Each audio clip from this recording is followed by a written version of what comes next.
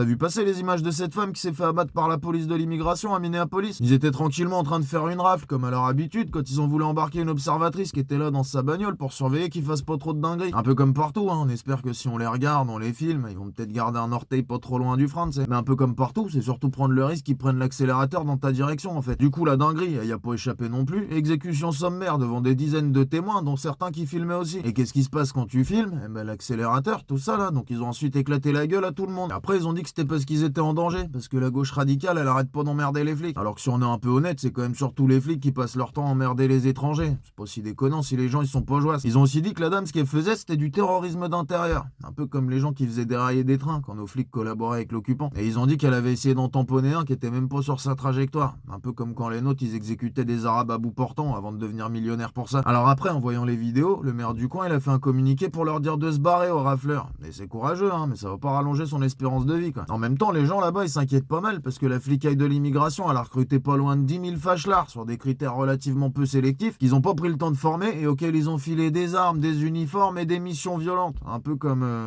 Oui, t'as compris, c'est partout pareil, quoi. Et alors, combien de temps avant que ces gens fassent une boucherie? Et combien de temps avant que ça soit pareil ici? Bah ça, c'est une question de point de vue. Parce que quand t'es pas blanc ici, ça fait déjà bien longtemps que c'est une boucherie. La question, c'est surtout à quel point ça leur éclabousse les godasses. Et comme ici non plus, on n'a pas le droit de s'y opposer, et que le dénoncer, c'est risquer de se prendre un procès directement de la part du boss du merdier, t'attends pas trop à ce qu'il s'emmerde avec le frein. Alors, ça prendra plus ou moins de temps, hein, pour se mettre à niveau, mais dans la mesure où on passe notre temps à s'inspirer des statès, et où eux, ils ont pas l'air franchement partis pour s'arrêter en si bon chemin, oui, ça promet rien de bon. Et du coup, si tu fais partie de ces gens-là qui se disent qu'un jour ça va péter et que ce jour-là ils hésiteront pas une seconde à s'insurger, bah écoute, dans la mesure où ça pète déjà pas mal, tu feras bien de t'entraîner un peu dès maintenant tant que c'est pas encore trop. Parce que trop ça va venir et je suis pas convaincu qu'on pourra compter sur toi quand ils vont se mettre à tirer à vue si t'as pas passé le cap de la ramener quand c'était encore à peu près safe pour les blancs. Ça serait dommage d'acquérir des réflexes de carpette face à des gens dont le projet est quand même de s'essuyer les bottes sur ta gueule.